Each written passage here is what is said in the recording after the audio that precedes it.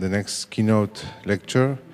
It is my privilege to introduce Dr. Adriana Serquis from Instituto Balseiro of Bariloche, Argentina.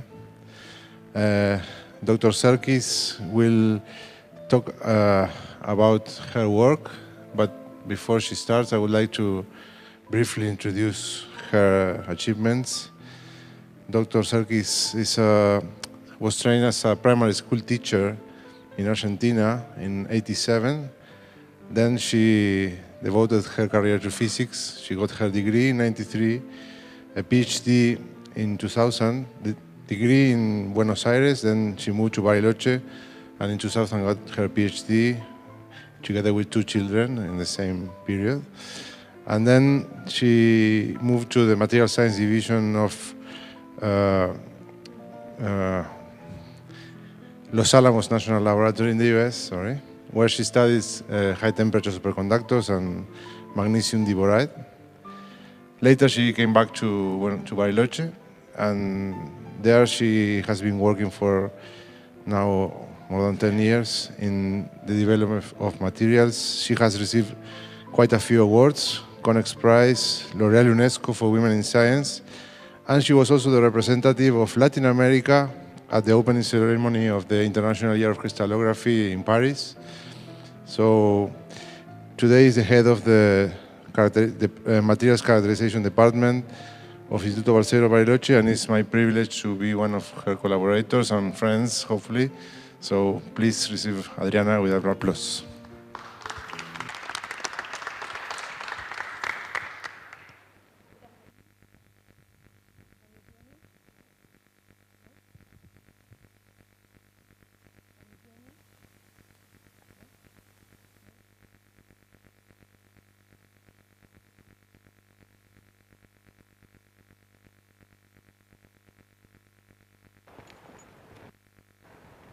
Yes, I think so. Okay. Okay, thank you for coming. First of all, I would like to acknowledge all the organizers for the invitation and the possibility of being here. I'm sorry, I am trying to try to not to have. I would like to, of course, thank everybody, all the colleagues that having helped me to come from very far away. I think I am not sure if it is the farthest place from here for all the presenters, but I am coming from the south of South America. That is this beautiful place that is called San Carlos de Bariloche, where it is located. And also we have been collaborating with many people from many parts of the world. In particular, I would like to mention also not only a Leopoldo, Diego, many other people from the synchrotron, and people from the US, from France, from also, it's not here in the list, but also we have been started a collaboration with,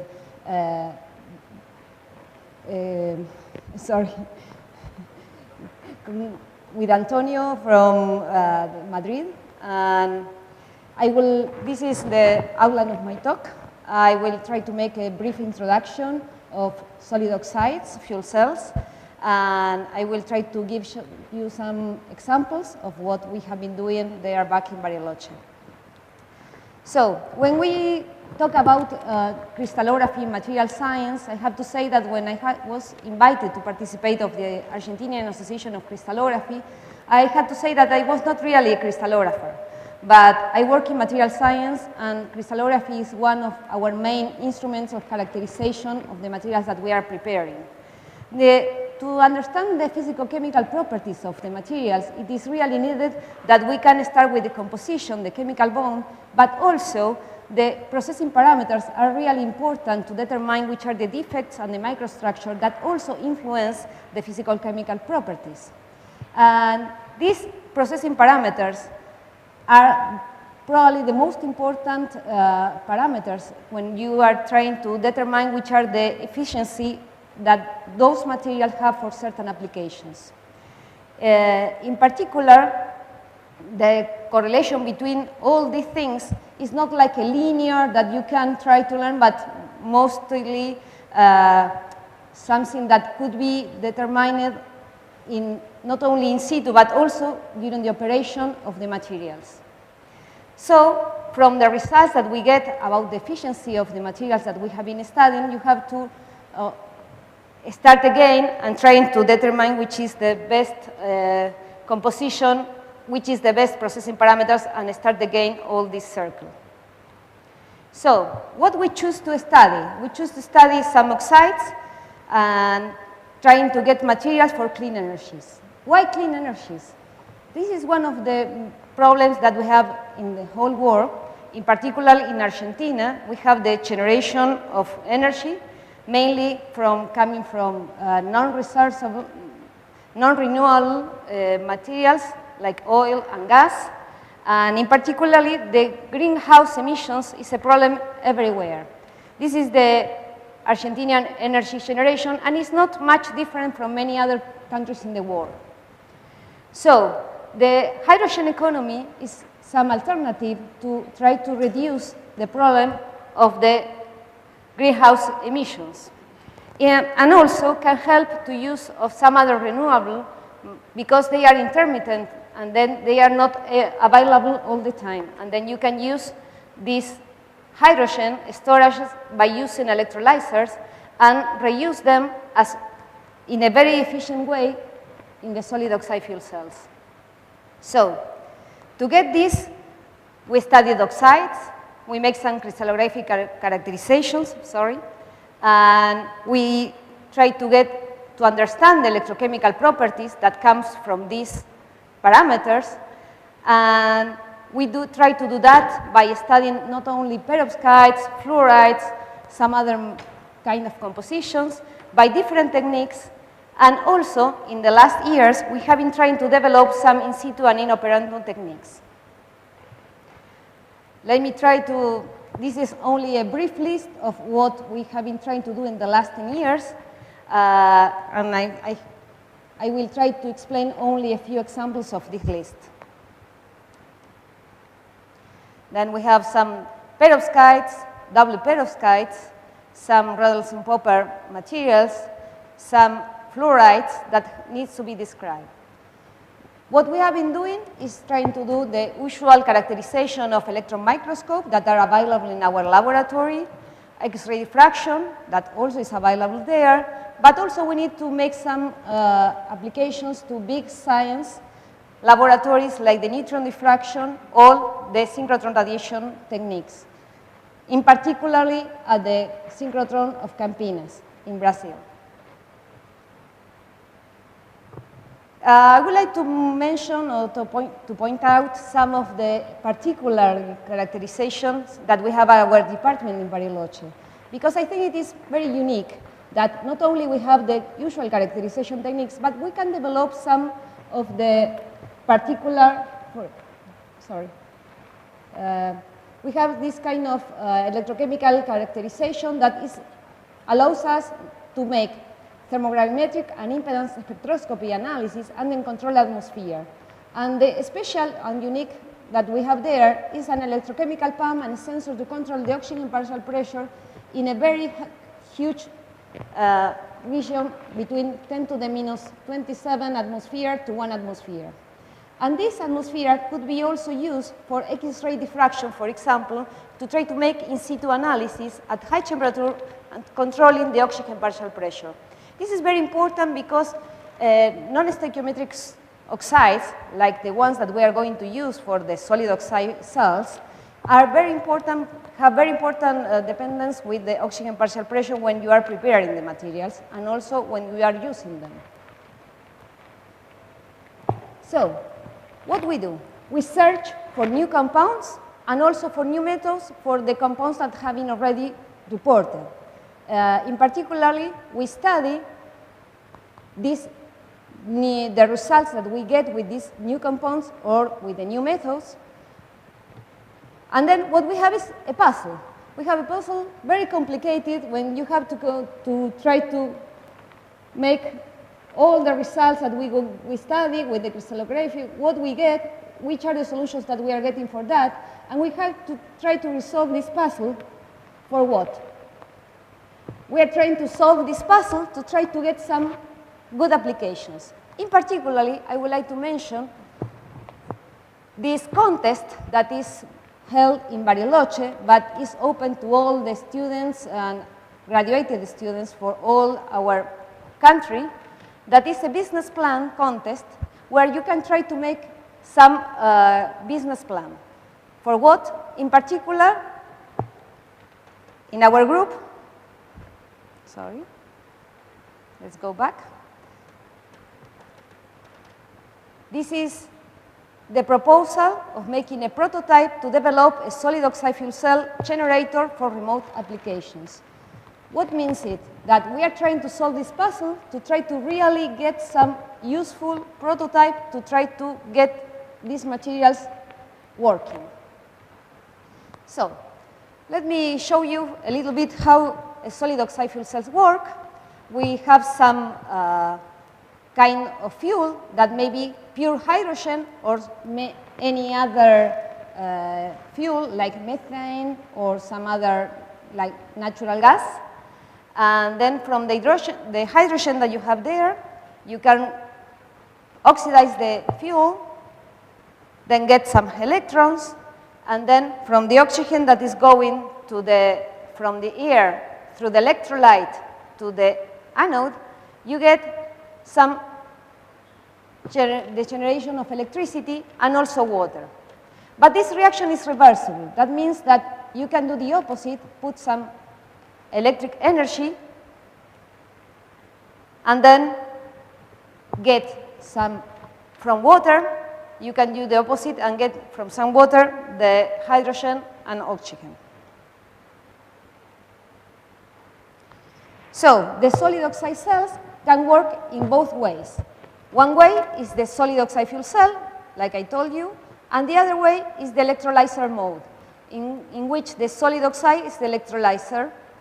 You can get hydrogen from water using some other primary source of energy, like solar, wind, and nuclear. Which are the characteristics that we have in our department? That we can master several techniques to control the morphology of the elements that we are going to use. We can use the high temperature characteristics to determine the phase diagram, the defects that you have in your materials. And you also can get the high temperature defect structure through thermogravimetric and electrochemical measurements. Let me show them some examples. Then, for the solid oxide cells, it's needed that we can understand which are the needs for the market. If we would like that those materials will be really useful for getting electricity or to get the hydrogen. Then we need to lower the cost. We need materials that are reliable. We need materials that are durable. Then that's one of the issues that might be resolved in the near future. Then we get better efficiencies. We need some structural stability. And we need chemical and mechanical compatibility between all the materials that we have there. How can we do that? Okay, the strategies that we have been using is, of course, searching for new compositions, but not only search for new compositions, but as I said before, we can use the materials that are already known that works with this and try to improve the morphology and also improve the interfaces between all the elements that forms the cells. Another thing that is important to mention is that we can try to lower the temperature using intermediate temperature solid oxide fuel cells and also trying to use the same material as symmetric solid oxide fuel cells. Of course, another important research is related with the use of nanomaterials. The difference between this kind of cells and the other fuel cells that are used at low temperature is that the high operation temperature is an issue when you try to make some in operando or in situ measurements. You have to take into account that it's not the same that if you try to make measurements under 100 degrees than when you are trying to use them above 600. So, I am going to try to show you some examples regarding cathodes, electrolytes, or anodes. If you look at the requirements that we have for the electrodes, you can see that for cathodes or anodes, they share more or less all the same requirements, with the exception that in this case we need a good catalyst for the oxygen reduction, and for the anode we need a good catalyst for the fuel oxidation. But in the rest, they have more or less the same requirements. In particular, for the electrolytes, what we need is a good ionic conductor. Another thing that I need to point out, I hope that you are not going to be too tired if you are not in the field, is that one of the most important parameters to analyze the materials that are going to be used in the solid oxide cells is the area-specific resistance. Because the area-specific resistance is like the figure of merit of the materials. It's the one that is going to tell us if that material is going to be good or is going to be with a high efficiency when you are putting that in a cell. Why? Because when you decrease the temperature of preparation, you increase the polarization resistance of all the materials that form the cell. And if you increase the resistance, you decrease the voltage, and then you decrease the efficiency of the cell. These are were the state of the art like 10 years ago. When we were talking about solid oxide fuel cells, we were talking about electrolytes made with zirconia, anodes made with a mixed metal and an electrolyte, and a cathode that was mainly prepared with lanthanum strontium manganese oxide. That also is a material very well known due to their magnetic properties. In the last year, it was very well developed an alternative electrolyte that is using cerium gadolinium oxide. And in this case, we can use this electrolyte at lower temperatures. And also, it was developed many cathodes with different compositions, in particularly those based in perovskite like lanthanum, strontium, cobalt, iron oxides. So, which are the main difference between the lanthanum, strontium, manganese oxide and the cobaltites? The main difference is that this material is only an electronic conductor, while the strontium or the cobaltites are mixed ion conductors. It means that the current in this case can be transported not only by not only by electrons, but also by ions. It means that the oxygen reduction reaction could be performed all over the surface of the material. Instead, in an electronic conductor, this reaction can be performed only in the triple phase boundary. That means that we can improve the efficiency of this of the cathodes when you use this kind of materials that are mixed conductors. Okay, we use many methods to prepare samples. In particular, some of the methods are based in chemical methods, like the acetates and some others that have been developed in our laboratory, like HMTA, we call that. And then with that techniques, we could obtain very nice nanomaterials. We also make, in collaboration with people from France, from the LEPMI material, some materials prepared by spray pyrolysis. We got very nice spheres in that case. And also, in collaboration with people from the ATM University, from Texas, by pulse laser deposition, we could prepare materials like thin films. All these materials are with the same composition, but with very, very different morphologies. What we got? In the case of the materials prepared by PLD, or pulse laser deposition, we got very, very nice structures that have very high voltage, power density currents. But what I would like to point out first is that with the same compositions, we can vary more than 2 orders of magnitude the area-specific resistance. That value that I told you that is the figure of merit of the materials for solid oxide cells. Look at with more or less the same composition. There are many, many works, but you have more than 2 orders of magnitudes for the same temperature, and you can reduce this area-specific resistance.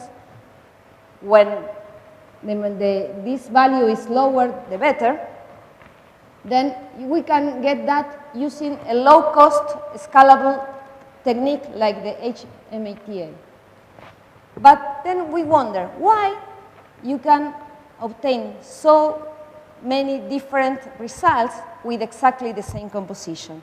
Then we try to think which are the techniques that allow us to try to understand this issue. So in our first case, the cathodes prepared by HMATA, what we observed is that when you reduce the atmosphere that you are using, you start to get inside the grains some ordered phases. Ordered in the means that the oxygen vacancy, the oxygen vacancy can be ordered, and then you have a reduction in the conductivity due to this order. And then this, the formation of these reduced oxygen phases, when you increase temperature in a reduced atmosphere, like could be helium or argon or some other gas that is not oxygen, is reversible. Then you can observe that the formation was not observed before for this composition. It is supposed that it's always, all the time, a cubic phase, but we could see that there is the formation of this kind of ordered phases. Another interesting example is what happened with this nanomaterial with time, because we all know that when you put a ceramic at high temperature for a long time, this ceramic tends to grow in grain.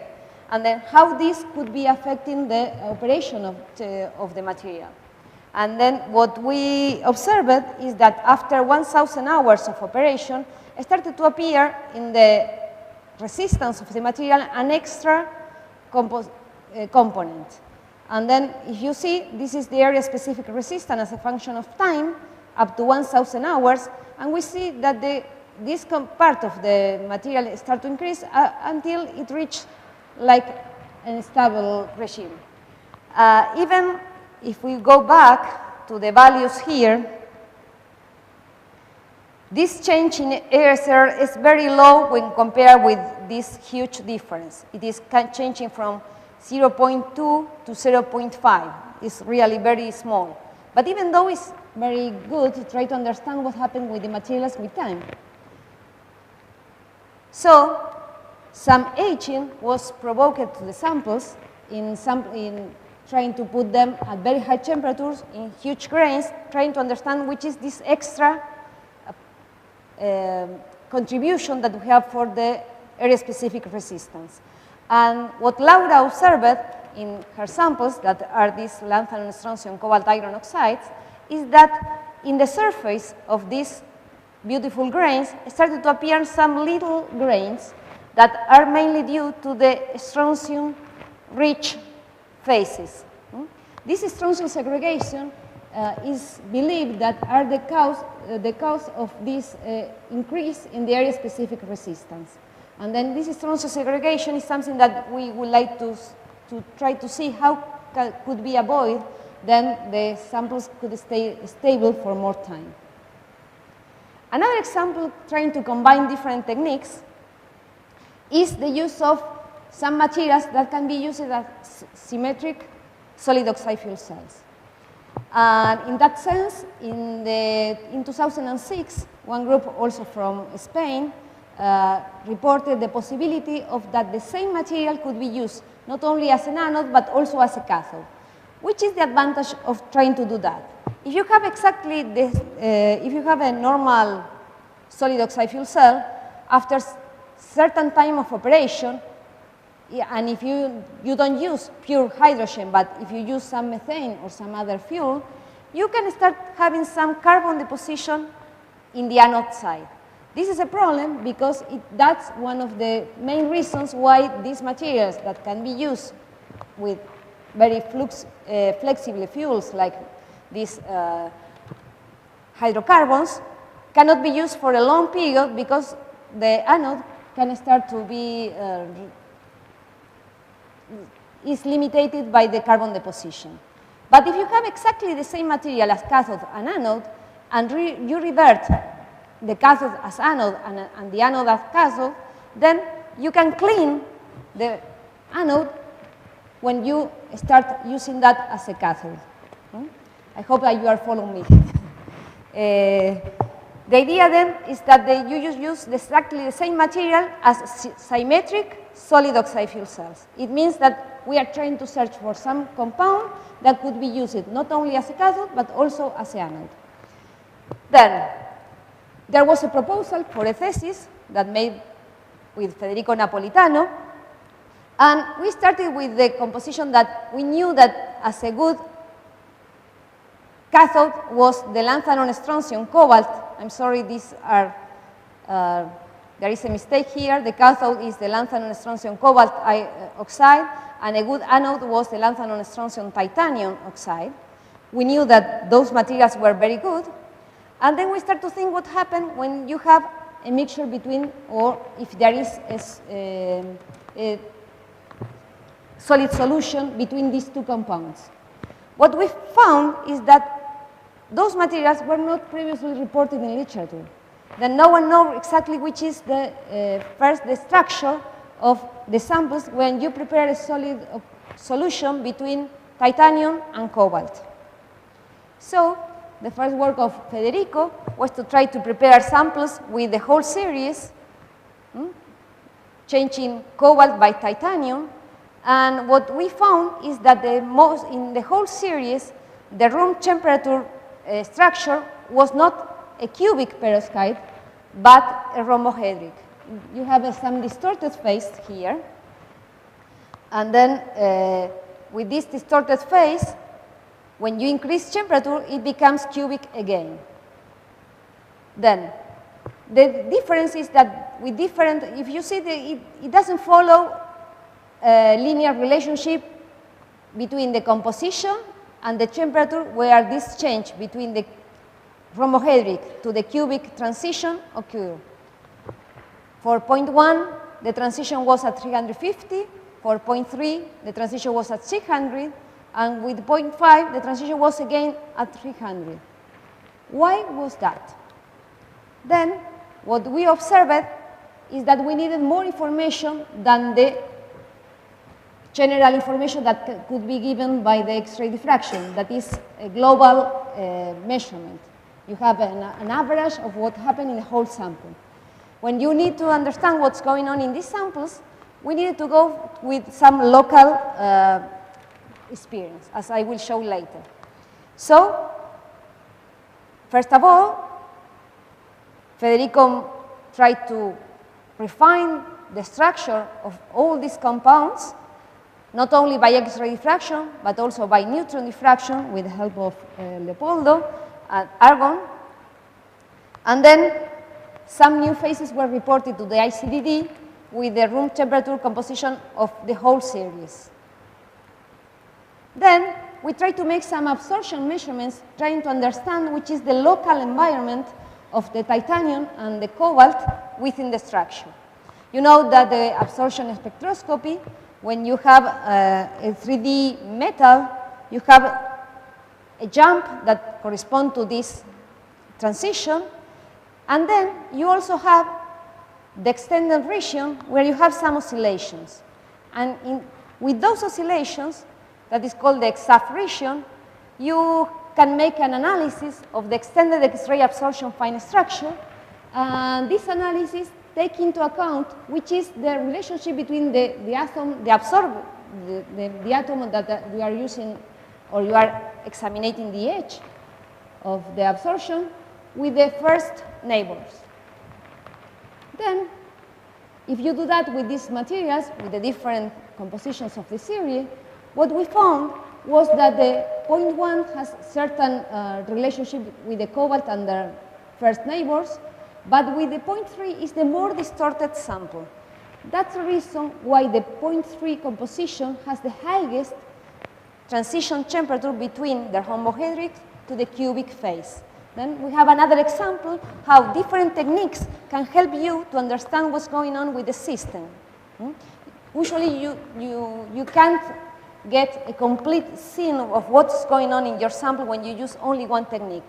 In this case, we have a general average technique, like the diffraction of neutron and X-ray, but also some absorption experiments that help us to understand what's going on in these samples.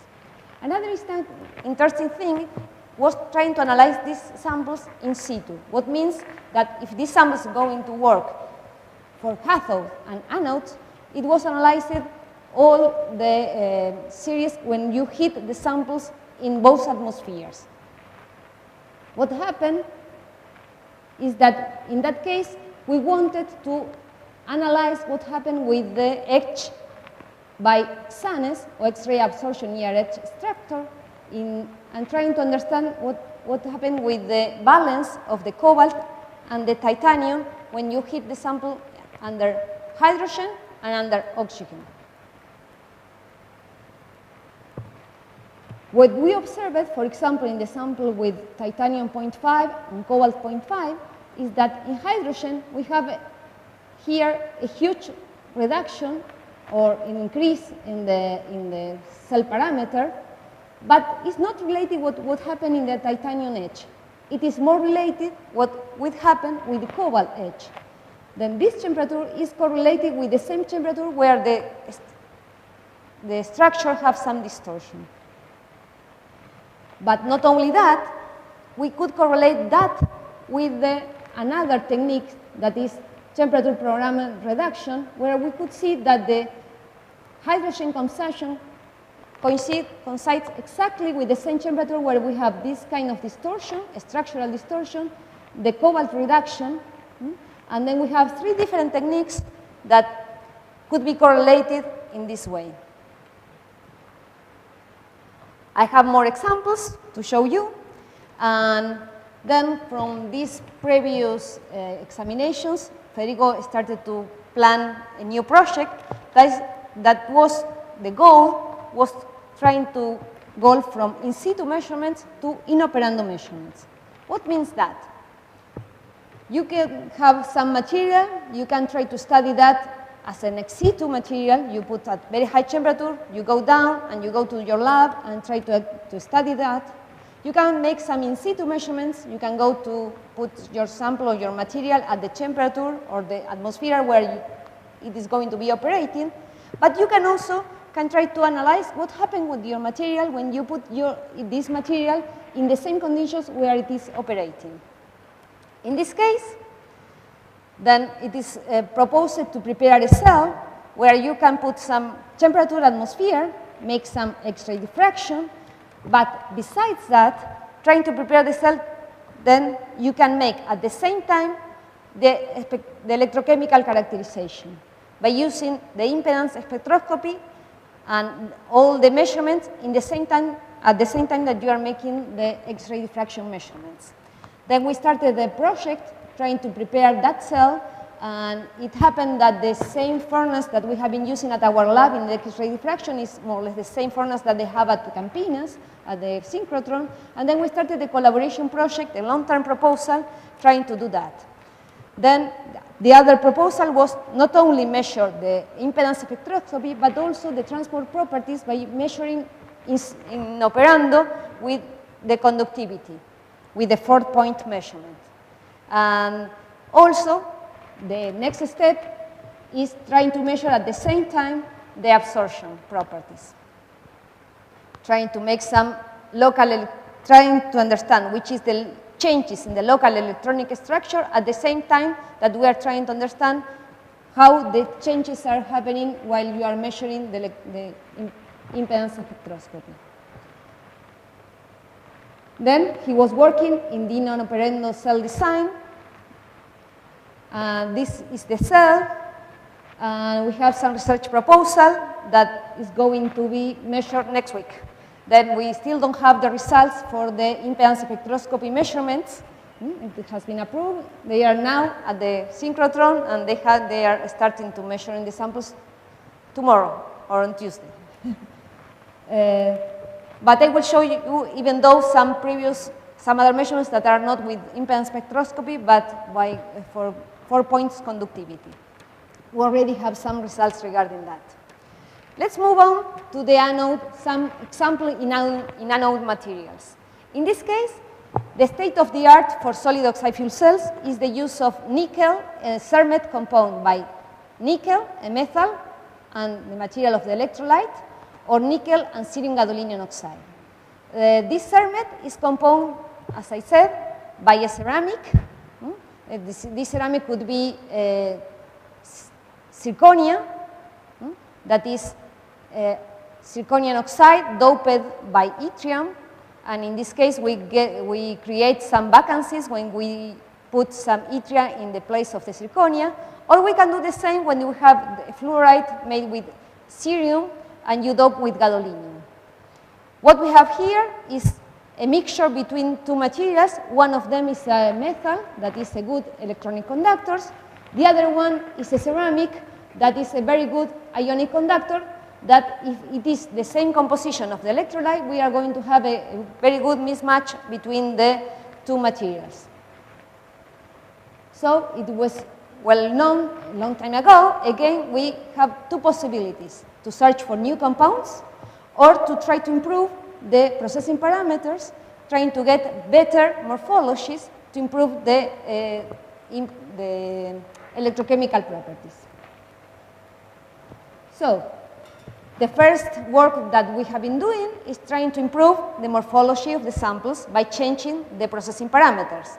Then there was a proposal trying again to make some nanoparticles by a modified salt shell method, and in this case we could get very nice little grains of the CERMET made by cerium gadolinium oxide and nickel oxide. And then that is going to be used as an anode. It will be reduced and form some nickel, metallic nickel. And with that, we observed that in all samples, we got two separated phases, nickel oxide and cerium gadolinium oxide, with expected cubic compositions. And the initial grain sizes for the sample prepared at 900 degrees was very nice. But we also prepared some other samples at the usual temperature where the commercial sample is prepared for the anode materials. The C corresponds to the commercial sample.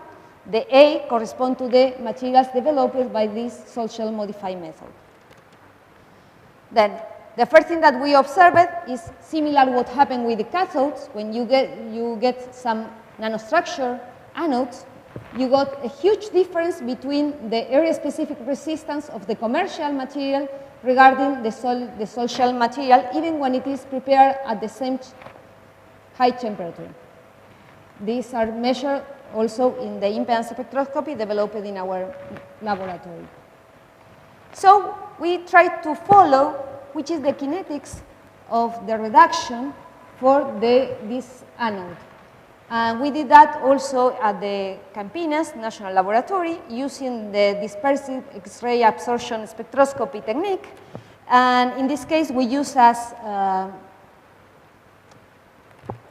reference for the cerium H, cerium oxide, and cerium nitrate to see and to compare how is the evolution of the H of cerium and of the H of nickel as a function of time once you are changing atmosphere from hydrogen to oxygen to reoxidize to change into methane to see what happened with the kinetics of this catalyst reaction.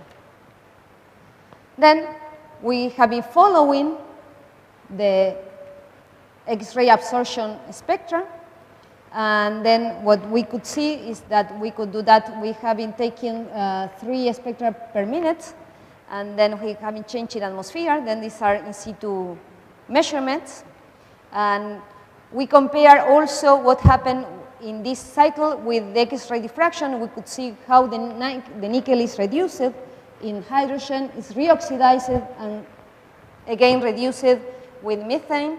And when we do that, we could observe which is the different kinetics for the three different samples, the commercial one and the samples prepared by the social method with the nanometric particle size and with more larger particle size. What we have? We have that for the samples prepared by the commercial material, for example, the nickel was reduced, but it takes longer, and then in oxygen, it was not completely oxidized, and in methane, it reduced, but later than the nanometric particle size. We see that for the nanometric particle size, we have a almost instant change in the reaction when you get a reduced sample, an oxidized sample, and a reduced sample again, even with methane. What happened with the cerium when the nickel oxide is reduced? The cerium also cannot get it is cerium 3 plus. It means that we are not getting completely reduced cerium.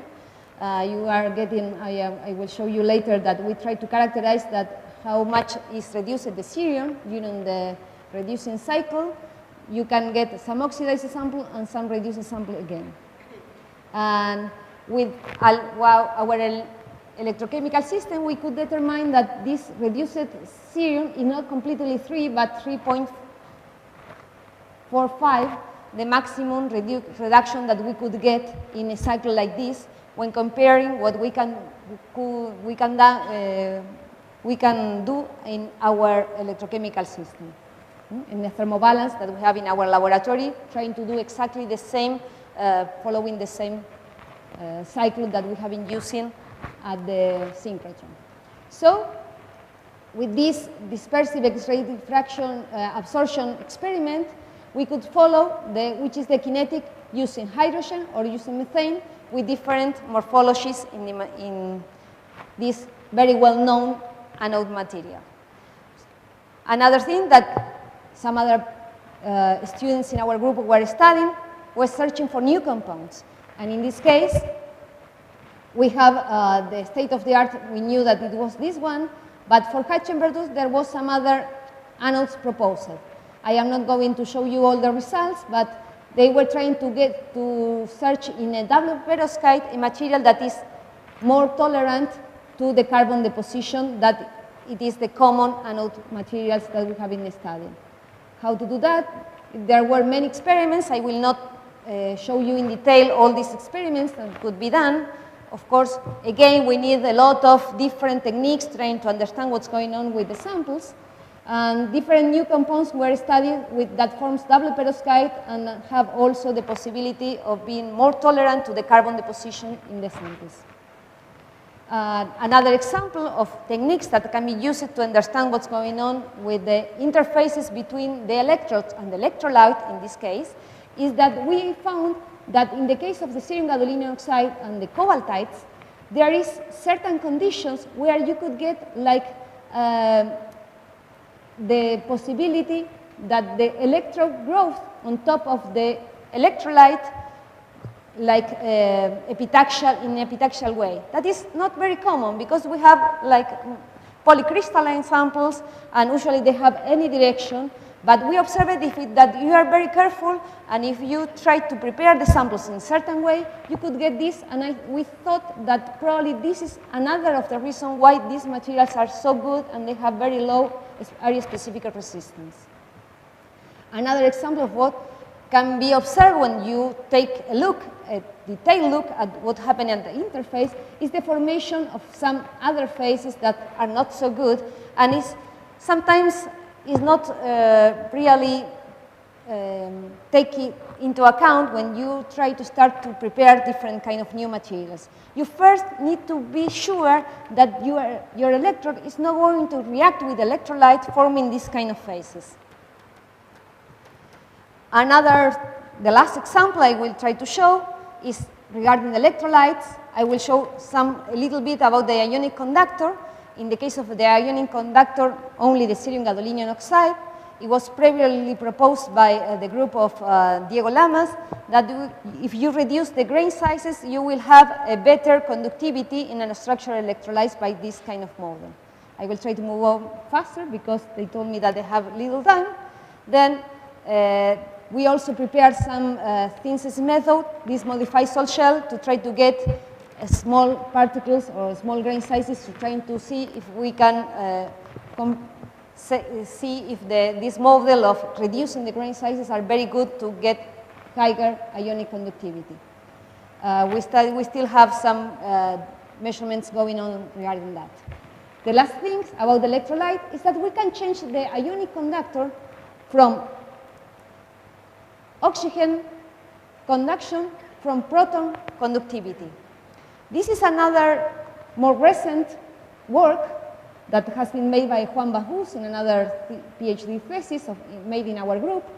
These proton conductors could be prepared based in barium, cerium, praseodymium oxide, doped with many other rare earths. And some of these materials have been studied by neutrons. I am not going to show you because those results are still under analysis. But what we already have is that this material, where the proton could be proved, have a very interesting thing when you change it. Instead of using water, you use deuterium. If you use deuterium, that means heavy water, you see that in the conductivity there is a difference. What proves that you really have proton conductivity. More than that, this was the first successful experiment trying to make this inoperando cell. In this inoperando cell, we could measure the resistivity as a function of temperature in the atmosphere and try to see that there is an excellent correlation between the conductivity that we have here and the change in the structural parameters, where you could see that at the same temperature you have a change in the conductivity that is related with the change in the cell parameter. This could be done in operando inside this cell that was developed in our group. So we have many other compounds. I don't have time to show you, but if you are interested, we can talk later. You can search in our group. Some other perovskites, some other Rutherford-Popper phases, some other double perovskites. Also, it was proposed that the very well-known superconductor by the group of the Leopoldo Sescun, Mario Macias, have been making these samples and measuring that in our laboratory, were proposed as electrode of these solid oxide cells. So, in summary, what I have been trying to show you, some examples about using different kinds of materials, cathode, electrolytes, and anodes, and that we need many different techniques trying to understand the puzzle of how to solve a problem to try to see how can we get better properties for making these materials really work in a solid oxide cell. For example, we use some cathode for efficient oxygen reduction in a mixed ion and electronic for the lanthanum, strontium, cobalt iron oxides. We use some symmetric oxide with trying to characterize the new compounds of lanthanum, strontium, titanium, cobalt oxides. We saw some examples of electrolytes with ionic and also protonic conductor. And with anodes, we have been looking at a new method to improve the reaction and the catalyst, followed with dispersive X-ray absorption and spectroscopy, and new compositions to improve stability, that it is not needed anymore to use CERMET, but it could be used as mixed ionic and electronic conductivity. So I would like to thank you for this, for your attention. But if you let me know, I have only a little presentation. You are welcome to come to Bariloche in winter or summer. It's always beautiful. But in Argentina, they're going to build a new reactor. The LAM project, it is the Argentinian Neutron Beams Laboratory. And this project started in 2016. Actually, really it was in 2017, this year when it was really approved. It is made by the National Atomic Commission. And this is a reactor that is going to be working in Buenos Aires. And in this, the reactor goals was to produce radioisotopes, nuclear fuels, but also neutron techniques. And this is the place where we are inviting people, particularly from Latin America, trying to propose scientific cases for this LAM. So the LAM project already started. And then now we have 2 instruments that are going to be made in the first step. We think that we are going to be able to have 2 new instruments in the near future. I hope that we are going to be able to get funding for the other 2 ones. And this project already started. And this is Aldo presenting this here in this Congress, in this conference, where the idea is to try to see if we can combine the possibilities of using the Sirius, the new synchrotron from Brazil, and also the LAN from Argentina.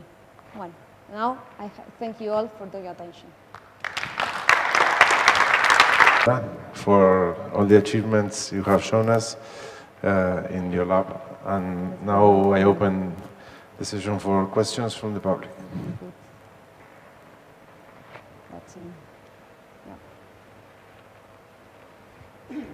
So thank you, Adriana, for this class about solid oxide fuel cells. I would like to know in which temperature do you make the oxidation process in this cerium gadolinium oxide? Okay, the results were made at 750 degrees. How? 750? Okay, thank you. Okay, sorry I didn't put that in the slides. So it's intermediate temperature. Intermediate temperature, yes. We are trying to think that the cerium gadolinium oxide is going to be used at that temperature. What we'd like to prove if this cerium gadolinium oxide under reductant atmosphere doesn't become an electronic conductor. That is what people is always fearing.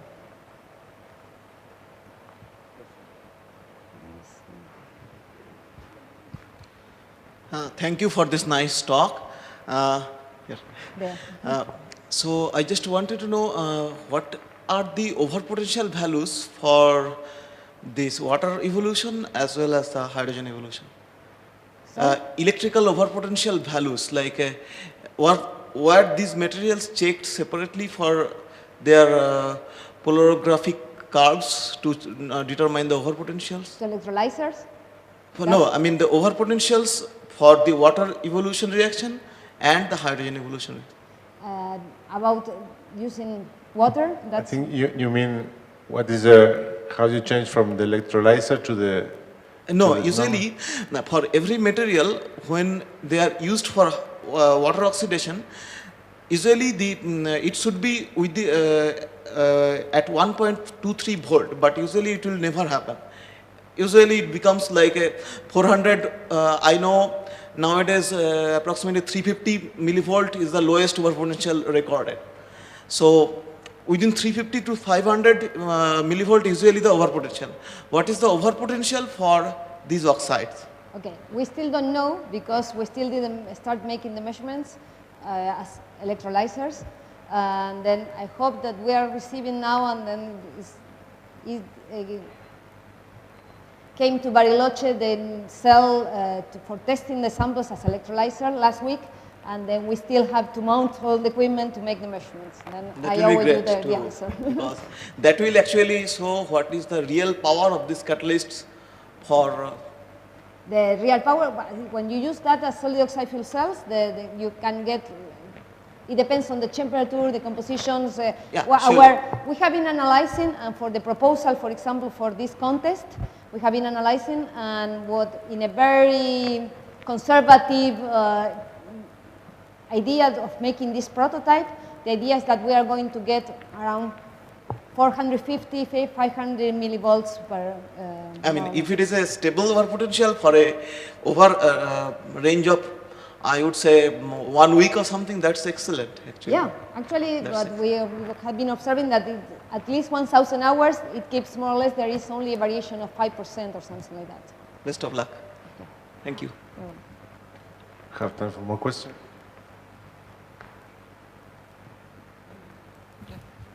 Thank you very much for very interesting presentation. I would like to ask you, you show some different compounds with phase transitions influenced by quantity of titanium and cobalt, as I remember. How you explained what happens with structure because you have a very uniform distribution of such dopant atoms, and so you have various, maybe mixture sometimes, different parts of the samples in this case. So I think there is different coordination sphere for different atoms, and so what happens not with average distance, but just with structures, and this is the first question. And the second question, did you analyze what happens with localization of hydrogen atoms in the last structures you show us? Okay, let's start for the first one. I think that you are talking about the titanites that Yes. are doped with cobalt. We use a chemical method to prepare the samples to try to get very homogeneous distribution of the dopant. And then we could check that by using this kind of average in the material. Then we know that with this kind of chemical method, we get really very good homogeneous distribution. We didn't have a separate phase or some regions where they are rich with titanium or with cobalt. You could see that from because the analysis was really very good. And then in that case, I think that we don't have like separate or like different neighbors for the cobalt and the titanium. We have like a very good average, and with the local structure, we have that. For the rest of the materials, we have been doing some exact measurements only by the cobaltites, not the rest. The rest, we are far away from the synchrotron, and then we try to do that. Once you get some interesting result, then you go there and try to test that with these kind of techniques, because they are cost consuming, and then you need to know when it is really needed to go there to try to analyze some things. And in the case of the cobaltites, it is also interesting that you have only reduction in the cobalt side, but not in the iron side. Then you have the cobalt is the one that is reducing when you have changes in the atmosphere. And then that's one of the interesting things that I can say about all the other rest of compounds. It depends. You have to look. I don't remember exactly, but I think that I don't know if there is now a proposal trying to study the proton conductors, for example, with this technique. And what is the quantity? Did you evaluate the quantity of the protons approximately for your methods of preparation of the materials? Because it's very important, so... See, yes, that's what I'm saying. Once you pick which is the most important, or with composition you get the best results, and with morphology you get the best results, then you move on the next step and trying to pick that material, that composition, and then trying to analyze further that in particular. Now we are a group of 15 people, everyone is studying different things, and then at this point we are trying to search which one is the best to analyze in detail. You know? I cannot say a general, but maybe because I didn't mention now, we have a new project where you have these cobaltites with some impregnated nanoparticles on top of the materials. Then that could be formed by exsolvation. That is a project that is in collaboration with the people of Northwestern University, with Scott Barnett, and I cannot tell you more details because it's going on. It is not ready. It's not published yet. But probably we are going to try to move on and try to use those materials for the prototype that we are thinking to prepare. Do you have any used proton membranes? Yes, we have been thinking about using as membranes the proton conductivity, but still we don't have some results to show. But we have some also mounted some experiment where we can start testing this conductivity to separate, for example, tritium from deuterium from hydrogen. That's one of the projects that we have. Okay, thank you. So Adriana is going to be here tomorrow, I guess. So if there are remaining questions, maybe you should contact her directly. Before we leave, I would like to ask the local organizers for some appreciation for Adriana.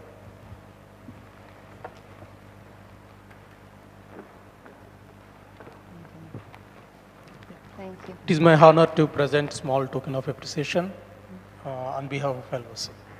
Thank you very much.